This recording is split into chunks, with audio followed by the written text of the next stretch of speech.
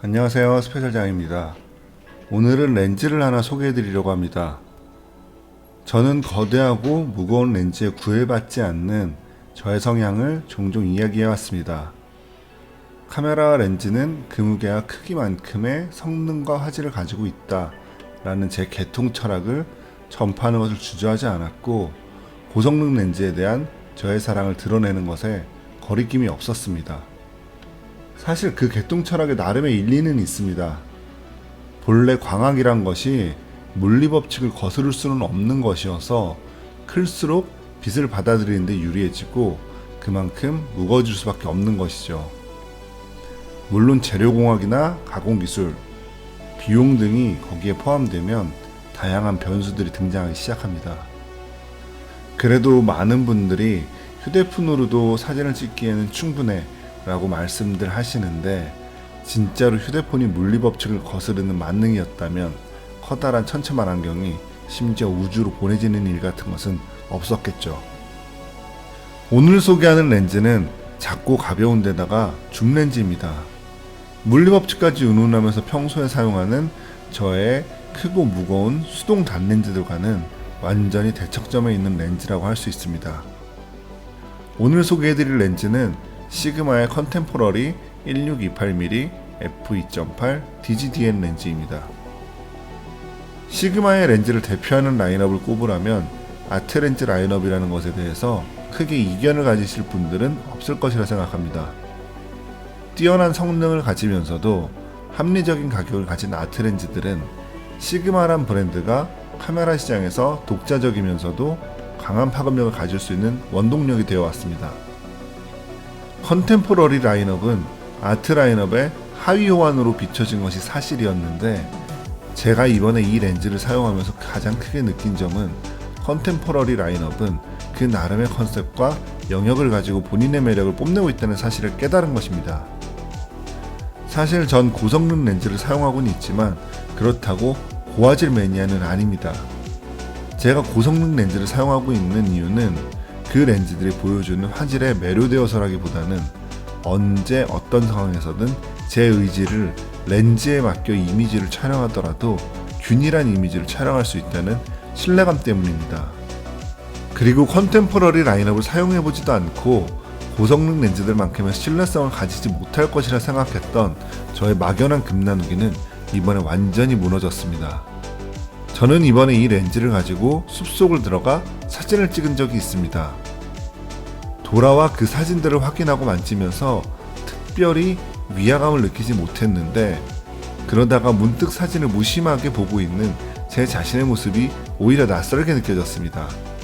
숲속은 의외로 사진을 찍기에 어려운 공간입니다.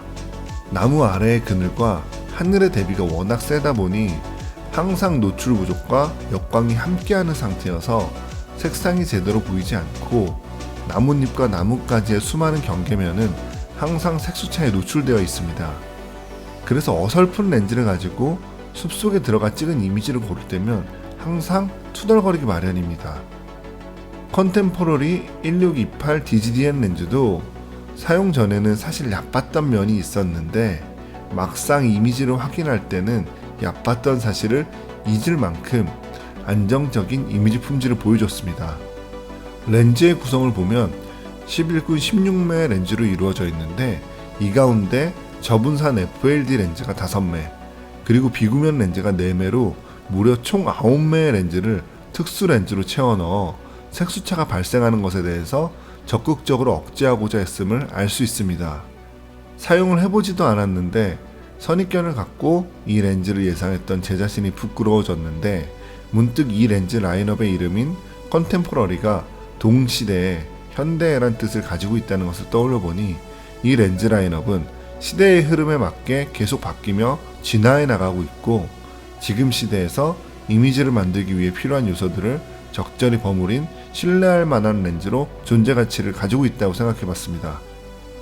훌륭한 이미지 품질에 놀라 선입견이 깨질 임팩트가 컸어서 뭔가 소감을 먼저 이야기한 것 같은데, 이 렌즈는 f2.8의 고정 조리개 수치를 가지고 16mm, 28mm를 커버하는 초광각 줌 렌즈입니다. 이 렌즈를 가장 먼저 손에 들었을 때 느껴지는 느낌은 가볍고 작다는 것입니다. 무게는 약 450g에 길이는 10cm 남짓으로 실제로도 소형 경량을 고려한 렌즈임을 알 수 있습니다. 화각을 변화시켜도 렌즈의 앞이 튀어나오지 않는 이너줌 방식을 채택한 것도 무척 매력적인데, 이너줌 방식은 짐벌이나 스테빌라이저와 같은 곳에 얹어 사용을 할 경우에 무게중심이 틀어지지 않는다는 이점을 가집니다. 개인적으로 이너줌의 가장 큰 매력은 전면부가 앞으로 튀어나오며 볼품없어 보일 염려가 없다는 점입니다. 렌즈의 외부를 구성하고 있는 소재는 일반적인 플라스틱이 아닌 폴리카보네이트입니다. 폴리카보네이트가 경량임에도 엄청난 강성을 확보하고 있는 소재라는 것은 흔히들 아는 사실인데, 이 렌즈가 폴리카보네이트를 사용한 이유는 그 외에도 열에 의한 수축 팽창의 정도를 금속과 유사하게 하기 위함이라고 합니다. 기온에 따라서 내부의 금속 부품들과 유격이 발생하는 것을 최소화하는 것까지 고려했다는 것에서 이 렌즈의 세심한 성격을 엿볼 수 있습니다. 실제로 만져봤을 때도 일반적인 플라스틱 렌즈 특유의 만듦새와는 차이가 있습니다. 경량임에도 불구하고 유격이 일절 느껴지지 않는 단단한 빌드 퀄리티를 보여주고 있어서 금속 렌즈 특유의 질감을 좋아하시는 분들이라도 만족하실 수 있는 부분이라고 생각이 됩니다. 이런 빌드 퀄리티는 일본 내에서 철저한 퀄리티 컨트롤을 통해서 생산되고 있는 것도 한몫을 하고 있다고 생각합니다. 제조국에 큰 의미를 두지 않는 분들도 계시겠지만 이 부분은 신경이 쓰이지 않을 수 없는 부분이라고 생각이 되네요. 이 렌즈는 16mm에서 28mm를 커버하는 초광각 렌즈입니다.